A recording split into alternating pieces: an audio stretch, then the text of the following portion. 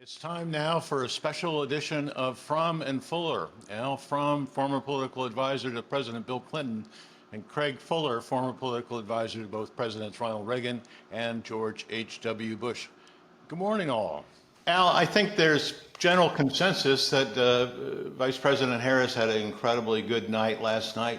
I guess the question for you and Craig is, how did Donald Trump lose? You know, did this kind of remarkable performance start to eat away at his base? To me, the word I heard most last night, and I agree with, was domination. I mean, she just dominated that debate. How did he lose? He was Trump.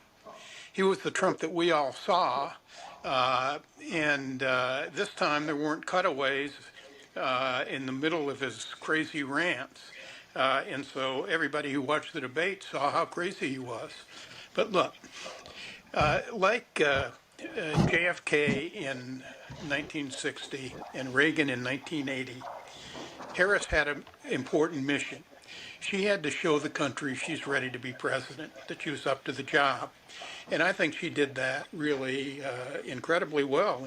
And she was aided because Trump was Trump. And in his own way, showed himself to be every bit as debilitated and old as Biden was in the June debate. So I don't want to go through all the details about the debate because we all know the highlights that we'll be seeing over and over and over in the next few days. And besides, I don't want to get my dog barking. But let me just make a couple of main points that I think are really important as we look forward.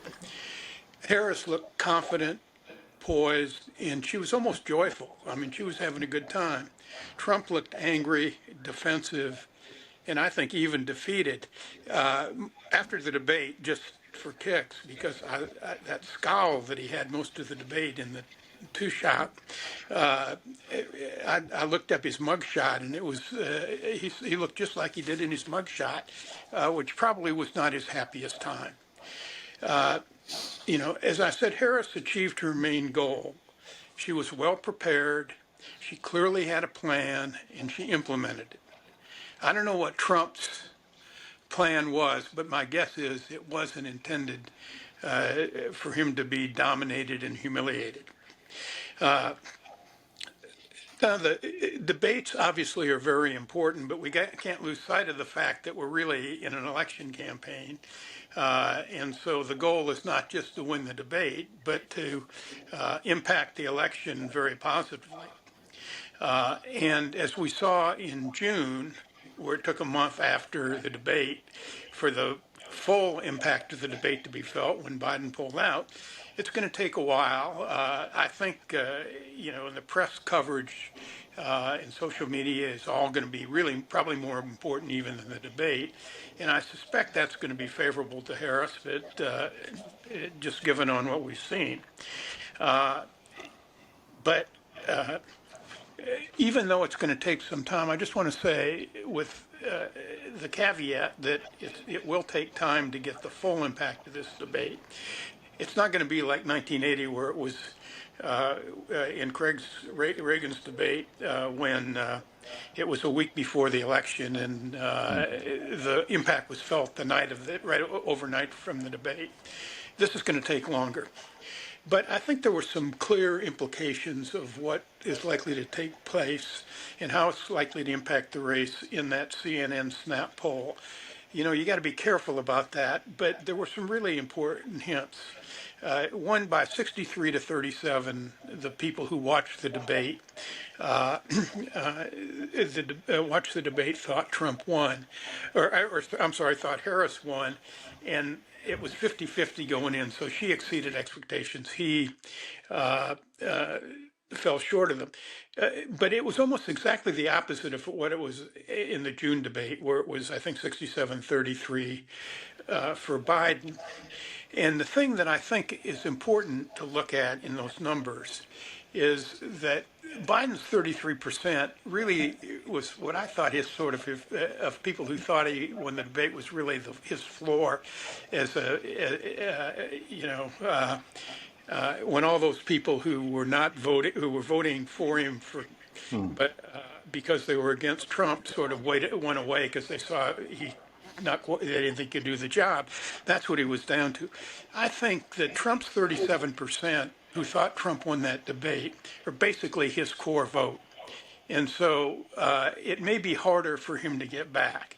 I'm not going to go into all the numbers. We can, if you want, I've got them all, and we can talk about them later. But there's just one that also is really important. You know, the key in favorability overall, she gained 6 points, he dropped 2. But the key constituency that both of them were talking to were the swing voters, and particularly in the Commonwealth of Pennsylvania where they were, who are going to decide this election. And among the independents who are really the critical swing bloc, she started the night with a -17 favorable rating, favorable to favorability. She ended it with a +9, a 26-point swing. That is probably, and with the most important group watching the election. So what I'd say, overall, she had a great night, but now she has to reinforce it because the vote count will be in 8 weeks, and she has to turn a good debate performance into votes. And if later in this discussion, I've got some ideas on how she can reinforce it. But what a good night for Kamala Harris. Craig, same question to you. I mean, what do you think happened to Trump after last night? I mean, what do you think is that kind of damage after that kind of performance? I woke up reflecting on how glad I am not to have to be the one who knocks on the door and walks into the room with Donald Trump this morning to explain what the overnight's numbers look like and what the commentary is. I think it is like what Al said, but I think that Trump has shown this almost bizarre notion that he's just simply better than anybody else at everything. And he said, I'm a great debater, I don't need to do debate preparation. Well, what he discovered last night, but what all of us knew going in, is that Kamala Harris is a different kind of candidate. She's a former prosecutor. She knows how to address the jury and present a closing argument. She prepares carefully. She goes in with a strategy. He seemed to have no strategy. I mean, there could not be one advisor within 100 miles of him who said, why don't we talk about, Haitian immigrants eating cats and dogs? I mean, who comes up with that sort of thing? And you're addressing millions of people. So he lost because I think he has now shocked even some of his strongest supporters. I thought one of the interesting things last night, Lisa Desjardins on the NewsHour, when she was asked what Republicans are saying in the Trump organization, she said, well, perhaps the most telling thing is none of them will answer my tweets. My text messages. She said, usually there's some of them that at least communicate. I just think they had to have been stunned. And I do think he is, even if he has supporters who will tell pollsters they support him, I think he is again doing everything he can to depress his own vote, and that's a big problem for him. He lost because anybody who watched the debate, as Al pointed out in all these surveys, even those leaning to Trump, thought Harris won. Does it translate into votes? We don't know. But where he has really lost, is in what's happening today, and that is the highlights from this debate. The greatest hits from nearly 2 hours of the discussion are just devastating. It's one thing to have 2 or 3 clips that don't make you look so good, but they can't stop running them. And so, while millions watched, millions more American voters will see these clips, see the stories, and so that's a big problem. But the key thing, and Al talked about it, the key thing is what do those undecided voters in the key states think this morning? No. And one of the most interesting stories was the Washington Post story that interviewed these undecided voters across the country. And not only did the vast majority of them think that Harris did better, if you read down in the story, the Post went issue by issue, and Harris was beating him on every one of these issues. But for Harris, the danger in that is the one issue in which there was a continued divide had to do with the economy. And I think still the economy is absolutely critical in this race. I think voters ultimately will keep asking themselves the question, which one of these two candidates will be better for me, for my family? Hopefully they'll think of the country. But I think it's gotten personal. And so I don't think we learned anything more about Donald Trump, but I think we saw a much more powerful Kamala Harris, somebody much better prepared to be president than perhaps people thought going in. You know, Al, just to be clear, do you feel like this is a terminal moment for Trump's campaign? Do you think we will look back on this as the moment things really shifted? Well, I think the moment things really shifted was when Biden got out of the race. I mean, Trump didn't seem completely aware of the fact that Biden was out of the race during the debate, and the vice president had to remind him once that he was running against her and not him. But I think that was the big race changer in the big point of change in the race. If the vice president goes on to win, I think people will look at this debate as another one. Look, she went into the debate with about a third of the country not knowing who she was. And what they saw was a really stunning performance. I mean, Craig's familiar with that because Ronald Reagan did that to Jimmy Carter. Right. And, you know, the country's more divided now. Trump has, you know, cult-like support, but less than majority support. So really her challenge in that debate was to convince people she was up to the job, and then so she's able to consolidate the anti-Trump vote. If she consolidates the anti-Trump vote, he's dead meat. Yeah. Because he's got a ceiling, and it's probably a lower ceiling today than it was yesterday. Not by much, but by a little bit. You know, the other, is this going to be an important, this is a critically important point in the debate. Now, Craig said something that's important because the one issue that Trump continues to lead on, I mean, she evened it up on who could be presidential, which is pretty good because she's not been president and he has. So there's a presumption on his side. She's the one who the voters thought had better plans. Those focus groups in the Post and on CNN of undecided voters were pretty overwhelmingly for her. But the one place that she still shows weakness is the economy. And even though I think, for example, Romney had an overwhelming lead on the economy against Obama, so that's not always decisive. But the economy is also going to be affected by what's going to be happening in the next 2 months. And today we had the lowest inflation rate in a very long time. It was down to 2.5%.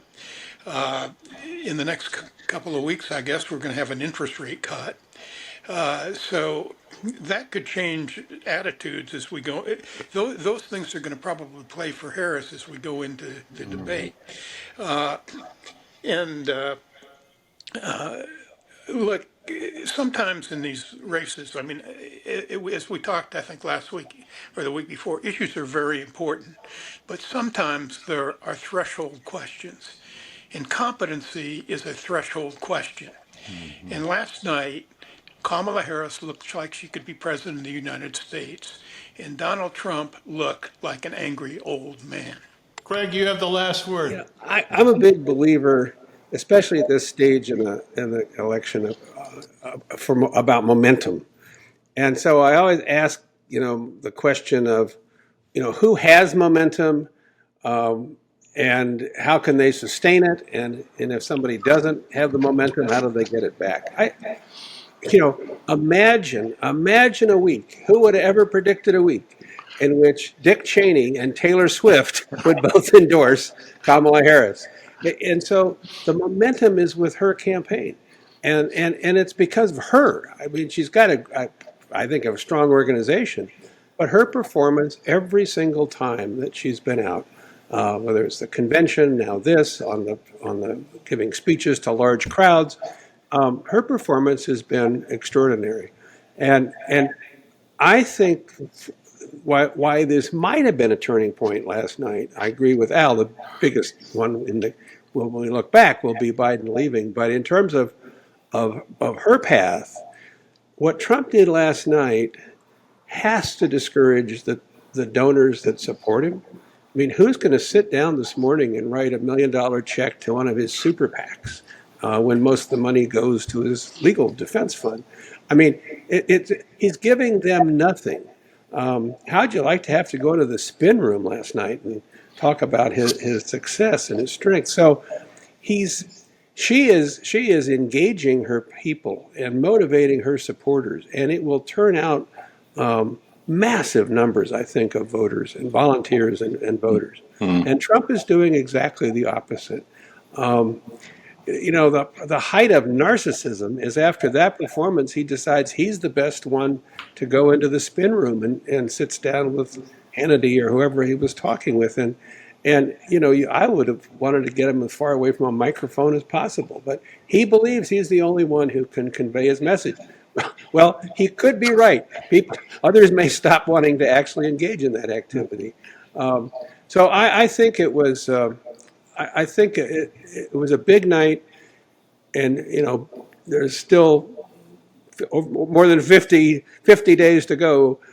But I do think this has, as we say in the trade, legs. I do think she proved something that she needed to prove. Trump's already backing away from another debate, which is interesting. And so this could be the last time we see the two of them together in that kind of a setting. And if that's the last impression people have, I think that it serves her very well. It is still a close race, and as Al and I have always said, it's not so much what we think that counts; it's what those independent voters think.